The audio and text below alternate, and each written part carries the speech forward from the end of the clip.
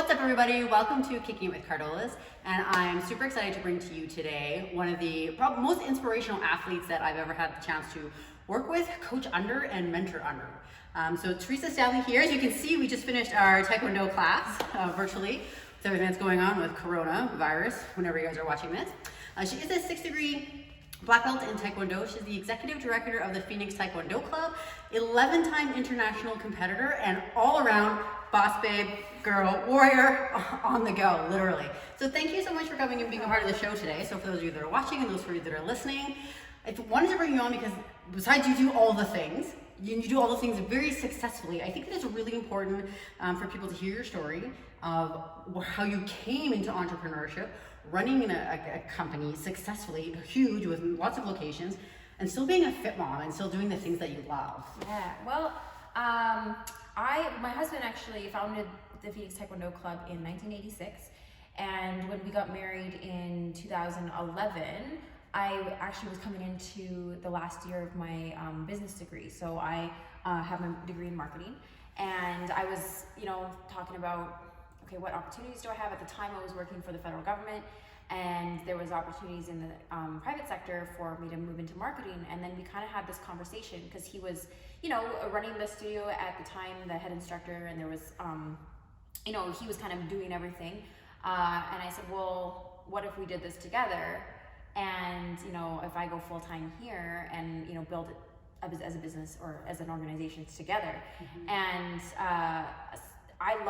I've been doing Taekwondo for 20 years, and it's something that I'm always been passionate about. All my projects in school are all about Taekwondo stuff, right? I've been competing since I was young, and they say do what you love and you never work a day in your life, mm-hmm. right? So if I could combine my passion with my career, that would be completely epic. Right? And so it's like everybody's dream. It's everybody's dream, yeah. And so I made the leap, and that was actually that was kind of intense because I was going from a very a good paying job to jumping in where I had to now create, mm-hmm. right? And create and be part of an organization, and part of my job was to make sure that the company and the organization was running and that I could, get paid.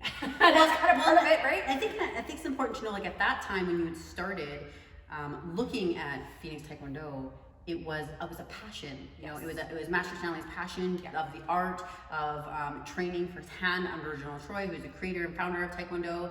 And it wasn't necessarily a big business picture at that time. No, it was just, this is what I love to do. Right. So it was really cool for me to come in with my marketing brain, and I can sit down and talk marketing stuff for hours. It's nerd out so hard. And just how to create value and experiences for our athletes and for our community. And just mm-hmm. Ultimately here at Phoenix, we want to build great leaders. And if I can get more people doing that and building the organization, that's really what I care about. Mm-hmm. Right? So we kind of put his amazing Taekwondo-ness and he's very charismatic and he just loves what he does. And then I also love what I do too for teaching, but I also really, really, really love planning events and planning the marketing and all that kind of stuff. It just became this snowball effect where we just exploded. And now mm-hmm. at the time we had, I think, only 6 locations. And it depends on things, because in the summer, the smaller communities, they'll come and go. But now we're into 9 locations, and we're actually sitting in our brand new St. Albert headquarters location, where we moved from our 4,000-ish square feet to 8,500 square feet. Mm-hmm. And that was the vision. It was the vision, and it was on the vision board for so long, and then now it's here. Next vision.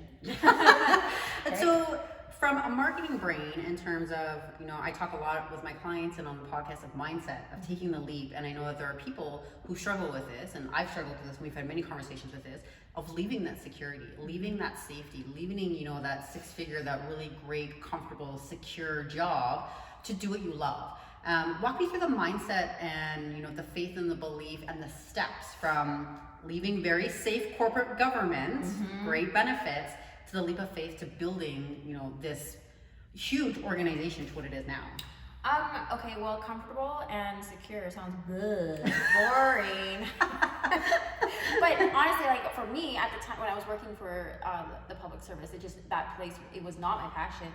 and it was part of it was I wasn't happy.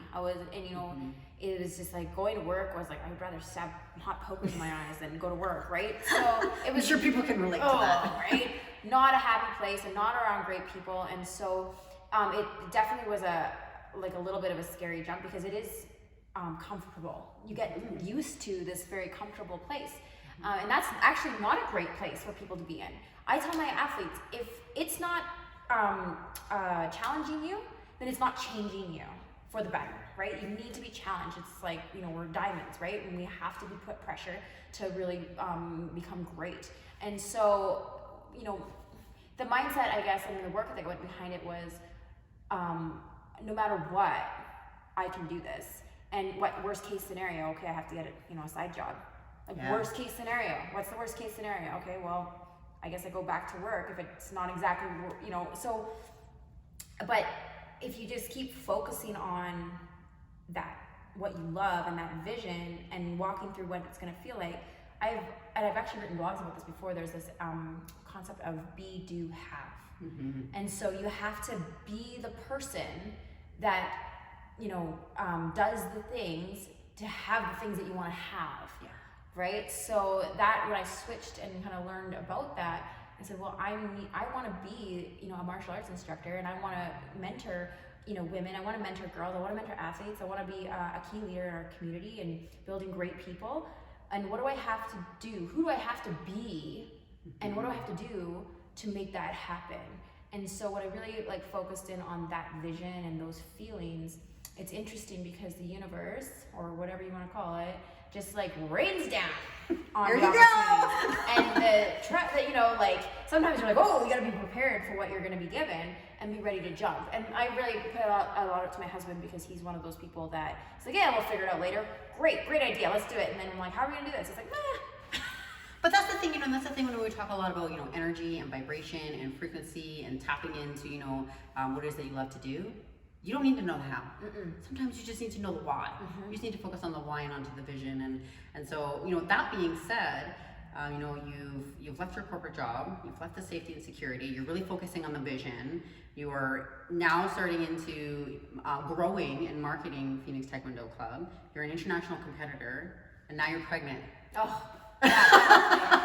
Tell me, and I think, because you mentioned a couple of things, it's good to get out of your comfort zone, and because if it's not challenging you, it's not changing you. But you said something really important and powerful, and I think that's important.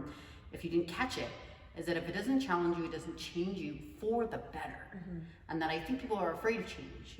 That's it's not in our control. We're not sure what's to expect, and so all of these things are happening in your life. You're having a family, more change. Yes, you know what? Becoming a mom, it's like you have these things and then you also have to do it while somebody's throwing stuff at your face. Right? So when I first started, I got pregnant, and then when my daughter was really little, I really struggled because I'm that, goals and vision and big thinker, and I have these plans and all that kind of stuff. And it's funny how the universe works, because they're like, you need to calm down here and just, calm down, right? And so my daughter, she was and is hilarious, but if you ever the chance, Pepper's hysterical. She is always knows. It's like the universe, and her conspire to tell me when I'm going to, too crazy or something, and then they kind of hold, bring you back down to earth, I think, right? But in all honesty, kids are, now there's this human that you have to actually feed and look after. And when I was, in that first couple years, I really struggled with being that mom, being that, CEO or executive director, that boss life, right? And what does that look like? And always being exhausted and always feeling like I had to go 100 miles an hour. And, and then I'm, okay, how can I get this all done? The house, the mom, the this, the whatever. And then, obviously I have an important meeting and she's super fussy all night, so I'm exhausted. So it was interesting because when I kind of switched my mindset to, well, what if this was easy? Yeah. Right? But does it have to be like that? Does raising a girl have to be hard? right? And I kind of just switched gears a little bit, and just, you know, being a mom and a CEO, like, what do I really feel and what do I really need to be doing right now? And I kind of switched to, you know, my business is baby and my daughter's a baby, and I can ask for help for both, right? And I think that's a big ego struggle with a lot of moms is, or to be fair, maybe you don't have something for help. And so I've always told my mom, like, you know, moms that I know, I'm like, hey, you know, you can ask for help, right? Like, I know my one girlfriend, I know her husband worked out of town. I was like, hey, do you want me to take the kids, right? So if you can be that mom to help, we're gotta be that community, because as business women know that sometimes you just need a couple hours to do calls, and the best solid that you could do for somebody is take their kids for a couple hours. And I think this is an abundance thing on the universe. Don't say no. If somebody offers, thank you, right? That's the universe saying, hey, I'm giving you some time. Like, this person's like offering to look after your kids for a couple hours. Take the time. Don't feel guilty. Well, and that you bring up a really good point, because I think a lot of it is the perception that we tell ourselves. It's the story that we tell ourselves, you know. And I'm not a mom, so I can't attest, but I can attest to being busy and it being hard. Is that almost 90% of the people that I have talked to, the couple that have kids, it's, oh, you know what it's like. They're up all night. I'm exhausted. I'm tired. Well, and it's almost become, I don't want to say an excuse, but it's the story that we tell ourselves that I'm not supposed to feel this way. I'm allowed to feel this way. I'm allowed to feel like shit or be tired or not focus on my goals. And so when I know, especially, I would love to hear your opinion, being an 11-time international competitive, and, you know, that's not just, you know, going downtown and competing in, you know, a like tournament. This is international stage, high level competition, high degree of competition, you know, not a color belt, you know, still at a black belt, to leave the ring and still be building, you know, the Phoenix organization, and still being into fitness yourself, you know, having to quote unquote come to a halt to now be a mom. You know, it is the shame and the guilt and the thought, and I think a lot of women struggle with that, is balancing fitness and mom, and they almost feel like they can't do fitness anymore. Right. Well, you know, our bodies do change a little bit, and I think there's a lot to be said to honor that and be okay with that. That was one thing that I did struggle with, was my body changed a lot. I'm not a big person, and my daughter was 10 pounds. Like, I'm like 5'2". That is all me. And I had to have surgery, I had to have a C-section, so there was a lot of stuff that just I had to re-heal, and as an athlete, you know, all those years of building that kind of went down the drain. But I guess there's a lot of to be said to just, like, it's okay. There's nothing that can't heal with a little bit of time and a little bit of love, right? And so becoming like a fit mom, I would say it's definitely a state of mind, right? Because even if you just do a little, and remember, it's not about, like, you know, the Insta, right? Yes. Being a fit mom, like, ugh, right? Like, hashtag fasted cardio. Yeah. Oh my God. It's about being able to, you know, lift your kid onto that stupid bike again, right? Like, it's those things. It's being healthy and being able to do what you can to, you know, just be energized. And I think part of it is having the energy to keep up. And sometimes I feel like we spiral because, you know, we're tired, but then we're tired because we stayed up late drinking wine, because we're stressed out, because this and whatever. And I'm not in no way saying that, you know, kids aren't stressful, but I think there's a lot to be said of taking a deep breath and having a practice and incorporating things that are going to help you vibrate at a higher frequency that will help you raise great kids and handle stress that comes with that. Because, you know, like, they are a challenge and they'll like to challenge you, but I think if we can meet it with great and, you know, loving vibrations, we maybe don't have to turn to, you know, a bottle of wine or you know, Cheetos in front of Netflix for 2 hours to unwind, right? So it's definitely like, it's a mindset shift. And I always go back to that, be, do, have. What do I want to have? What do I want to have? I want to be energized. I want to be able to play with my daughter.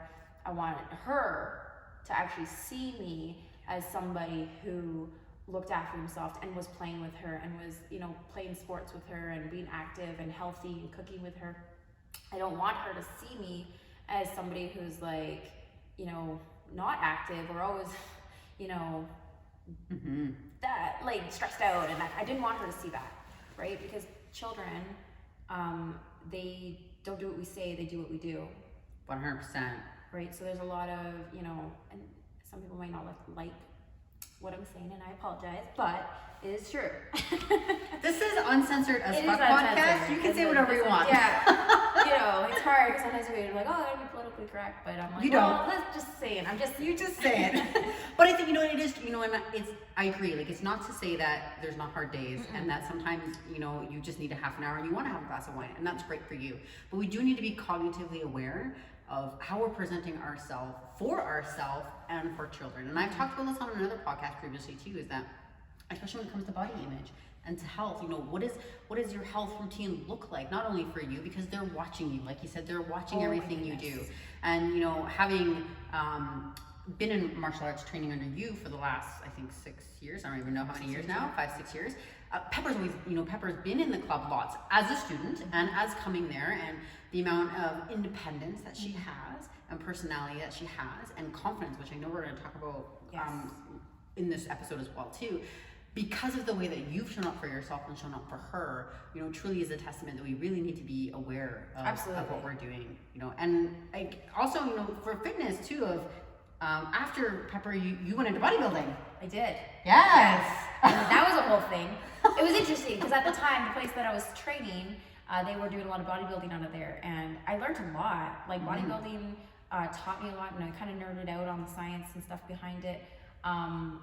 Please don't do that if your mind is not ready for it.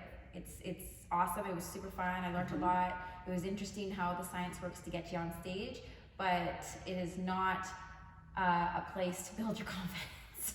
You need to be confident before and love yourself before you hit stage. That's my recommendation for that. 100%. Yeah, like you gotta love yourself first. But yeah, no, as far as kids go, like with Pepper, I want her to be confident and like you said, actually body image. That's huge. And I grew up in so my mom's from the Philippines, and she had a lot of family and friends who were very, just that's how they were. They were always like, you know, pointing out flaws in body image, and a lot of my Filipino family was like that, where they point out things like that were just hard of me. Like for me, it was my nose was too flat, my skin was too dark. You know, don't go in the sun, your skin will get dark. I'm like, so, right? Or, you know, don't eat that because you're gonna get fat. And so, like, those words, you know, I remember being like 6 or 7 years old and being concerned with eating too much because I didn't want to get pudgy. Yeah.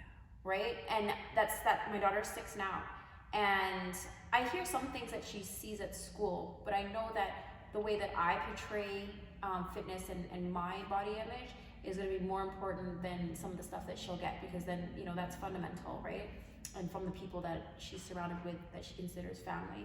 And so I don't point out, you know, when she asks me about like, Mom, how come you have like a jiggly belly? I'm like, because you were 10 pounds, right? I'm like, that skin doesn't go back, man. But it's okay. It's okay. Like, it's just how I am. You know, why do you, I don't know, have gray hairs? I'm like, that's just how I am. And so I try to make it that it doesn't matter what flaws you have, or, you know, it's okay. Yeah, and I think it's powerful to not put a good or bad on it. And we talk about this quite often with food. You know, from the coaching that I've done, the coaching that you've done, is that there is not good food, there's not bad food, there's optimal, less optimal, right? There's ideal, you know, in terms of conditioning and performance, and how's it gonna make you feel? How's it gonna make you feel, That's right? You know, and while a large component of food for sure is, you know, fuel for your workouts and for performance and for competition, it is a social thing. Like, you should love it. You should love what you're doing, oh right? My God, yeah. I mean, it's extremely cultural. So, and again, you know, knowing you and knowing Pepper and the whole exercise and health and fitness, you guys have you were in Strong Magazine. I was, twice. I heard. Yeah. Twice we were in there. First one was, it was her and I standing in front of the mirror, and I was meeting twice, sorry. Yeah, her and I were like doing like flexing in front of the mirror, and then I just posted like, you know, my strong moment, and then they loved that. They were like, oh, that's great. So they actually spotlighted us in Strong as, you know, us doing our flexing. So that was kind of cool, right? No, but you know what, with the food, that's a huge deal, because I think for young girls and stuff with their body image is like, oh, you know, that food's gonna make you fat. That's not good for you. That food, da, da, da, da, right?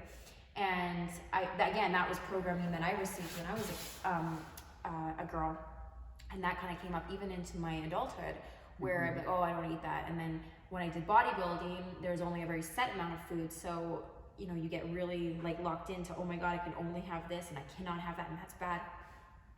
And I fell into, I never told anybody this, actually, you guys are probably the first to know, but during my second bodybuilding campaign, it was a 3-month campaign, like I was probably borderline depressed. Like I probably should have saw a doctor, actually. I was very unhappy, I wasn't sleeping.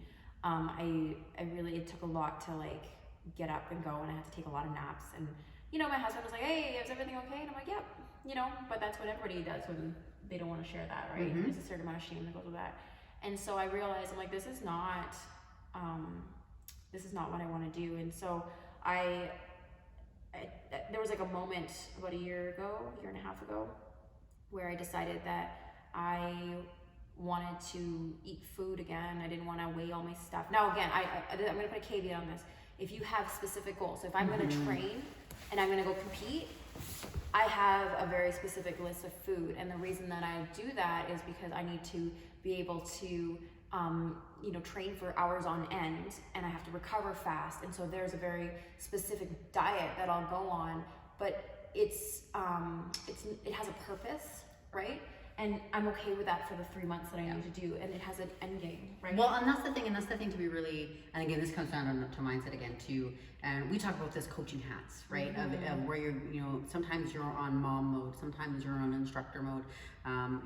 We quite often talk about, the lines of dealing with somebody as a student, dealing with somebody as a business partner, when do you have to be athlete, when are you just enjoying food? And so, especially when it comes to health and fitness, obviously that's what I specialize in coaching people, and I know that you've coached people in the past too, is that you have to work on your mindset. You can't just walk into a competition or a tournament or a diet or a lifestyle and just be like, yep, I just want to lose weight, or I'm just going to go get ready for this tournament. It has to be very structured, and there has to be mindset and inner work, inner alignment of this is what I'm doing, it is for this goal, and it does not define me, which is important.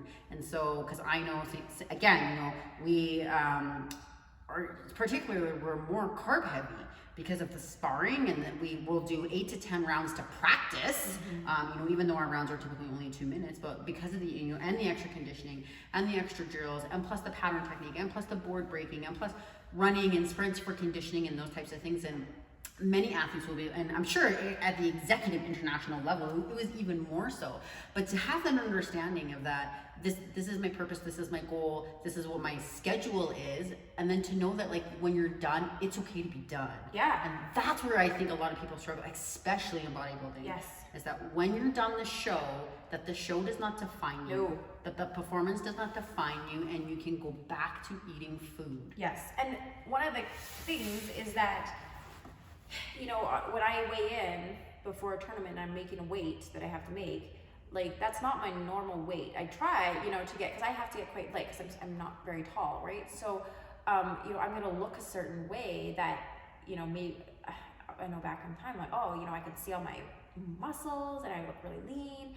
But then, to keep that lean from me, well, then I have to skip the freaking mini donuts at the farmer's market. Ugh. And I'm like, what do I care more about? Do I want to have, enjoy the experiences in moderation? Like, I'm not going to eat a whole tub of mini donuts because guess what? I'm going to feel like garbage after, and then 100%. It would make my experience feel like garbage, right? But to have like a little bag and enjoy this and enjoy that, and just, go back to the next day eating things that I need to eat, for the fuel, and enjoying things, especially like for us, like my family, a lot of culture, right? So there's a lot of beautiful food, and I don't want to put a bad food stigma on any of that. Like, I love that food. My grandma made that food, right? My mom made that food. I'm not gonna make it bad, and I am gonna eat it because it's beautiful and it was made with love. And so there's definitely a difference, but it goes back down to, okay, in 3 months I need to compete, so I need to do all these things to be that athlete on the stage. And so if I gotta be that person, and that person's going to have to eat, here and here and here. But I don't have, after that's done, I want to be happy and healthy and strong and proud of myself. So it doesn't mean I have to keep eating this really rigid diet and be scared of food. And you know what? If you're really struggling with that today, I would love to say, see if you can give yourself permission to look at food as an act of love as opposed to just macros. Yeah.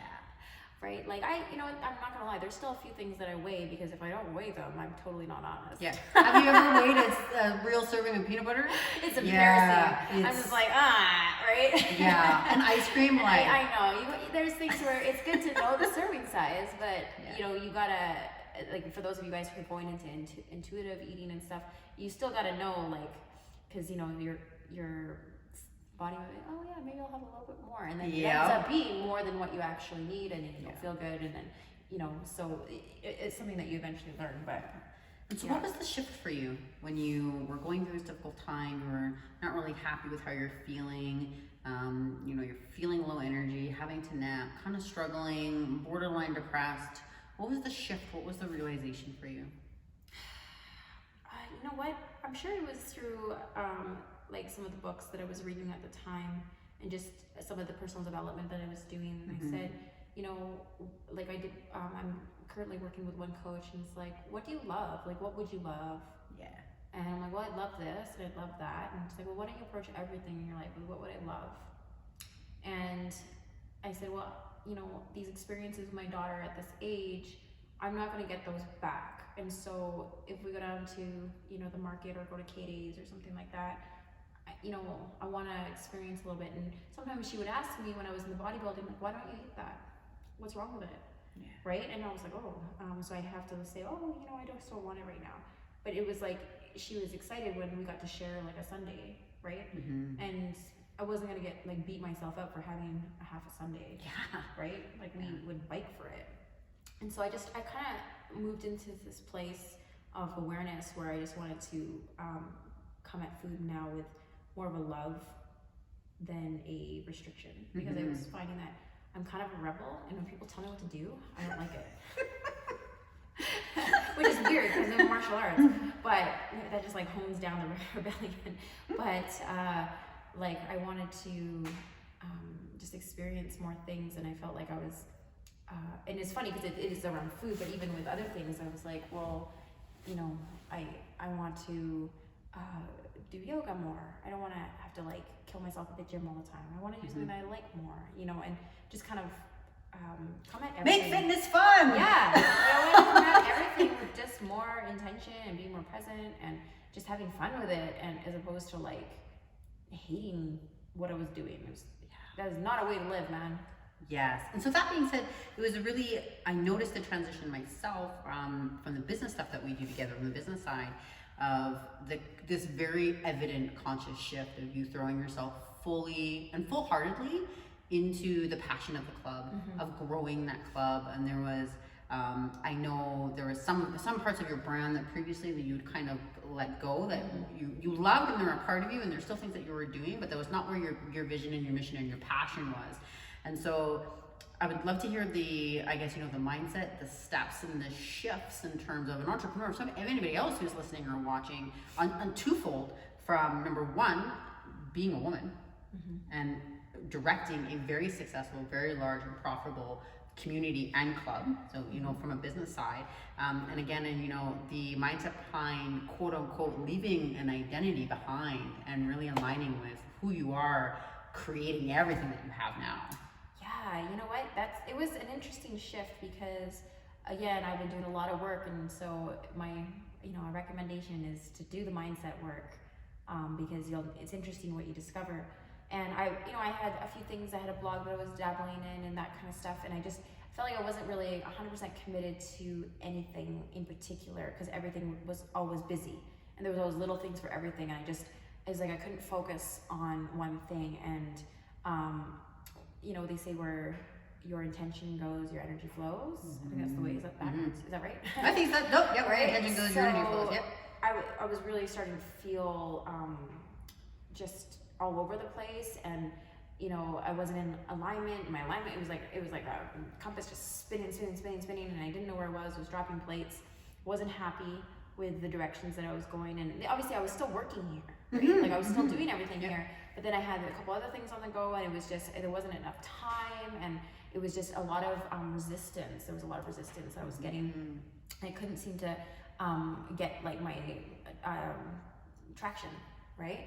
And so I kind of thought back and I said, okay, well, what would I really love? Like what am I really great at, and what do I feel like my calling really is, like for real? But it was cool because actually when we started doing Girls on Fire, which is our confidence program here for girls age 12, that was actually right around the time where I felt like I didn't get, because when we came, because we did it, and then you're like, oh this my is God. what I need to do. Yeah. This, like there was a moment where you're like, well, this is it. In our first workshop, we had we must have 30 or 40 people. 35 people. Yeah. Yeah, and these girls were just loving it. And basically what we did with the workshop is just some activities. We did some self-defense and just all about giving them, a little bit more belief in themselves, right? Because there's, mental health and body image and all that kind of stuff is coming younger and younger and younger, right? Thanks to, Increasingly younger. It's scary. Internet, the access to information, that kind of stuff, right? So when we did that, I was like, hey, there's something here. We can help people here. And then for me, there was a real shift. And I said, okay, if we pursue this project, I got to get really, really laser focused, really focused. And I had a great conversation with my husband, and I just said, I'm going to fold some of this stuff that I was doing in the past. I love it all, and I'll continue to maybe help a few people here, and they would become more hobbies now, right? Like, hobbies of things that are just interests to me. Where Girls on Fire, and along with the martial arts club, and just that became where I wanted to go, and what was really the universe was really pulling me with very little resistance, like if any. There was no resistance. We're going this way, and this is where your heart needs to go. And I was like, okay, right? So that was a real shift for me right around that time. Well, I think that's really important too, especially if anybody's listening or watching as an entrepreneur or a woman in business or a man in business, doesn't matter.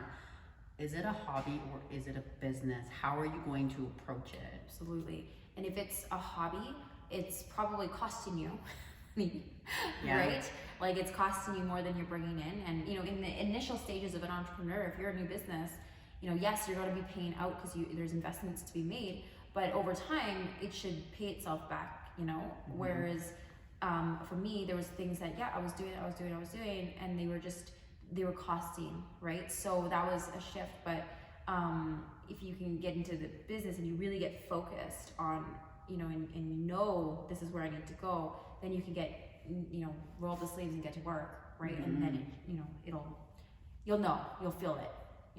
Yeah. So, Girls on Fire, the most epic, small idea of hey, Such a I small want to idea. create this thing. You in? I was like, hey, want to do this? And you're like, yep. I'm like, I'm always and I'm down. So again, same thing, another entrepreneurial task, single-handedly, starting it, creating it, bringing myself on board. I think, it was just you and I who did the first ones. Yeah. Again, the vision, that figure out the how later, follow the why. I would love to hear twofold, again, from a business side with Phoenix and with Girls on Fire, marketing, the vision, how much of it, again, is mindset, intention, because I talk about this a lot with businesses. You have to lead with your heart. You have to have good intentions. You can't be about the money. And if anything, I believe the Phoenix Club is a huge representation of the phenomenal leadership that you and Master Stanley have provided, along with your head instructors who are fourth downs and third downs, second downs as myself, those leadership people team, creating a community and creating a culture, and so I guess that too, the mindset shift, leading with intention, and culture. Yeah, you know what? People stay for the community, right? People want to be involved. They want to be part of something. People don't come here just to do Taekwondo, and it's cool at first, and they start learning stuff, but they really stay when they find people that they fit in with, and they're excited to see at the end of, at the club that night. Oh, you're training today? Okay, cool, right? There's a lot to be said there. And you build friendships and people to hang with, and just people that do what you do, and it's really cool to see that kind of happen. But you know, Girls on Fire, that actually started when I heard a mom tell me that her 8-year-old daughter had like suicidal thoughts, and I was like, whoa, back the truck up. You're 8 years old. You shouldn't even know what that is, right? Like, well, how did that even get into your brain as a thing? And so I was like, we need to do something about this shit. Like, this is not good. This is not happening. Not on my watch. So, you know, that's where the idea of just going and trying to serve people. And you were just, you know, we said we're filming this kind of in light of the conditions of the COVID-19 and so on, where there's a lot of people that are struggling right now with businesses, as businesses are shut down through the government. And, you know, there's nothing that we can do. That's a fact right now, right? But, you know, when I was meditating, because it's definitely really easy to get pulled into that rabbit hole. 100%. Right? Of, oh my God, you know, how am I gonna do business? You know, and there's definitely facts and there's things, but there's, you know, Marie Forleo says everything's figure outable. If it's not figure outable, it's a fact or a law of nature. Yeah. Right? So it's always a way. I said, you know, from a marketing standpoint and, you know, business standpoint, when you're building your business and your community, I said, okay, well, I'm a community club, community leader. What can I do as a community leader if I can't technically run classes right now? Well, I can run them online, and that's what we just did. And there's people that are still paying to do that, and that's, you know, important, because, you know, the financial side, it's just energy. Money is just energy, right? So it's just a transaction. So there's people that are still paying for those services because they love them. But then I was like, okay, what else can we do? You know, how else can we serve? And if you kind of come from a mindset of, how can I serve people? How can I serve my community? How can I do that better? How can I add more value to somebody's life? And then when you start like doing your business planning and your event planning, all that stuff, how can I make this experience better for people with, you know, what I know and what I have, and who can I reach out to? Suddenly your business planning goes in a different direction, as opposed to, I need to make $500,000 this year or whatever. Yeah. That, again, that's super boring, first of all. And it's hard, and it's stressful. It's very stressful. It's extremely stressful. Right? Like, and it's, you know, unless you're an accountant, it's like, snooze, right? Yeah. But when I say, okay, how can I serve more people? Then technically the energy comes with that, the rest right? comes. So, you know, because money is a very real part of what we want. We want to be able to have money to reach more people. That's the point, right? When we have more resources, we can help more people. And if you can come at your business in that sense, there's a real service, love, and, you know, and different energy behind it. And you can, I think the universe, like, it answers you. Yeah. Right? It'll send you those answers when you're coming from that place of love and that high vibration. And so Girls on Fire really started as a small, we did a workshop in the dojin, in the Taekwondo club. You know, in the old club, yes, in the old club. Gone now. Yeah. You know, and it was, you know, like, we just came up with a plan, and we were just like, this is what I love to talk about. We made fun treats, and we had Zumba, and we combined our martial arts experience, and, you know, taught the kids self-defense moves, and they had an absolute blast. You know, and fast forward to now, 2 years. Yeah, holy man, 2 years. Wow. You know, we've done, I think, 5 small workshops, 1 big, large conference, and we were booked for our second one. We did 6 because we did the one in September. Yeah, so yeah, that's right. 6. Yeah. So, you know, 6 workshops, and again, how important is consistency? Oh, huge. And, you know, and that in terms of building a business. Huge, because, you know, you need to show up. You got to show up. You got to show up. Right? On a marketing standpoint, consistency is one of the biggest things. Again, we're in the middle of the, you know, the COVID right now, but you still see people marketing, and, like, you know, even though you can't come to their store, they're still promoting. And this is like some of the larger stores. Why are they still promoting? Well, because they still want to be top of mind and be consistent, right? And so, as a small business person, if you know, say you're in that condition, you'd still be promoting yourself in some way, right? But yeah, as far as Girls on Fire, like, you have to.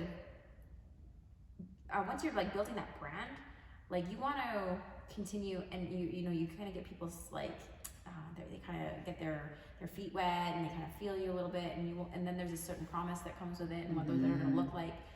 And so you know, you want to keep delivering, and then, like, coming from a point of how can I get it even better? How can I do this better next time?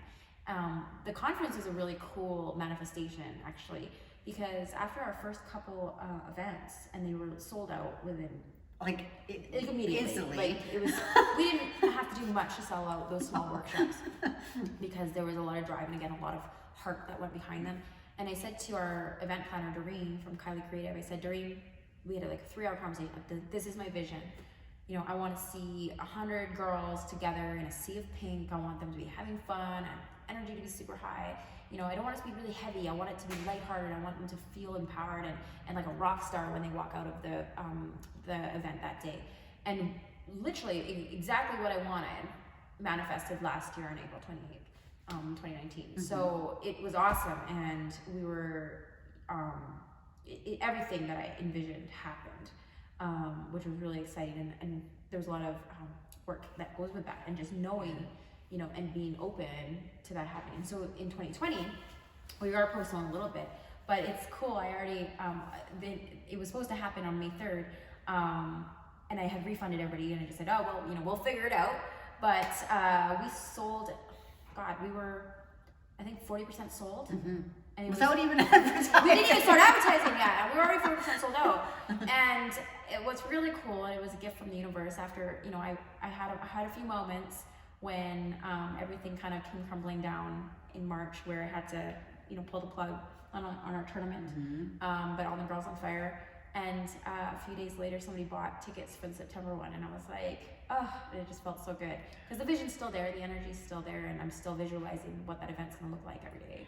Well, I think it's important too for those, for anybody that's local that might be interested in Girls on Fire or being a part of the brand as it continues to grow and, you know, starts to grow internationally, is that there's nothing like this on the market. And I still remember to this day from the very first workshop that we did, and again, you touched on this, it's, you know, ages 8 to 12. It's building confidence, having a healthy relationship with food, because kids are dieting now. You know, they're already of like, I need to be skinny, I need to be pretty, I can't have this, you know, we don't want to live in a world of can't.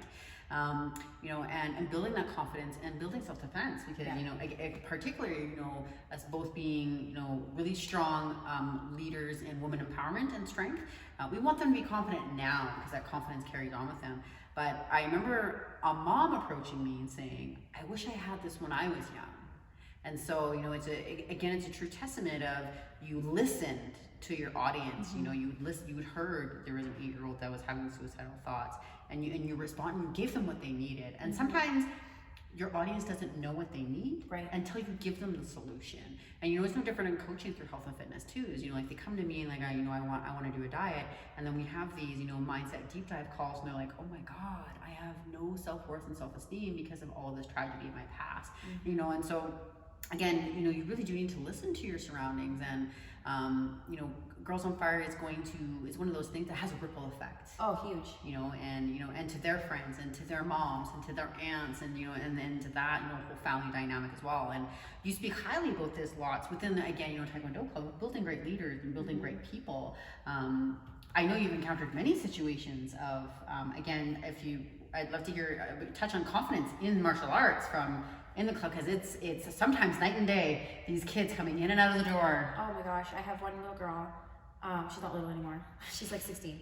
But when she started, she was in our kids program. She was about 4 at the time, and she cried every class, like every class.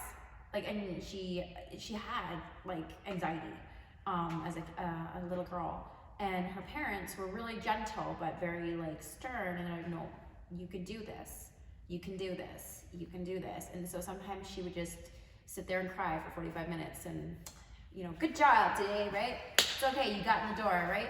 And now she's one of the girls that is developing to a top athlete. She's a regular coach here. She's, you know, a secondary black belt.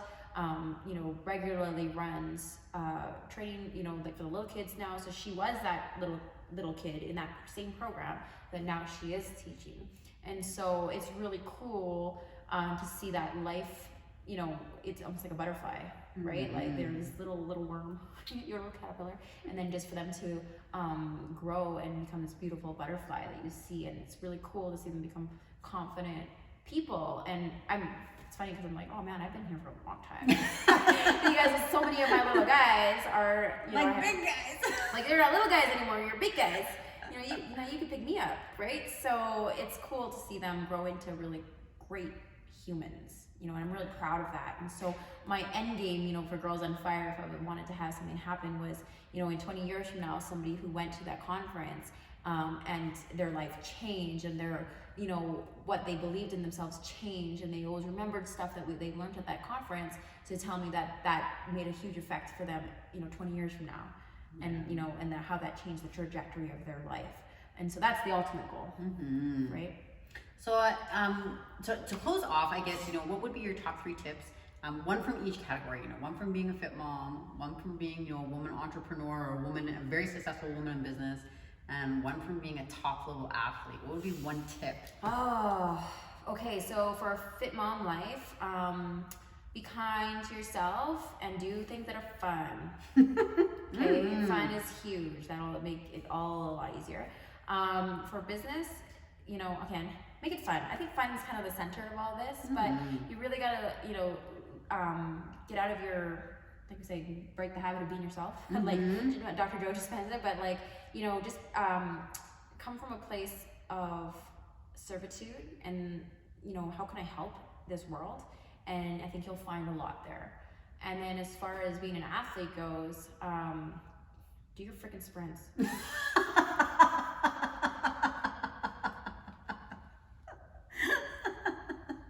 And eat your carbs. Do your sprints, eat your carbs, make fitness fun. And you know, and it's interesting is because the underlying, one of the key things that plays in all of that is your mindset. You know, and again, you know, it's everybody, it's tossed out into social media world all the time now. It's your mindset, but I think very few people actually have a concept of what that means. And you know, and we exercise for our health, and we eat well for our health, and we do training for our, you know, to be a better athlete. But what are you doing for your mindset? You know, how are you practicing that and implementing things in your life that are really going to strengthen that? Because that really does ripple over into all of the things.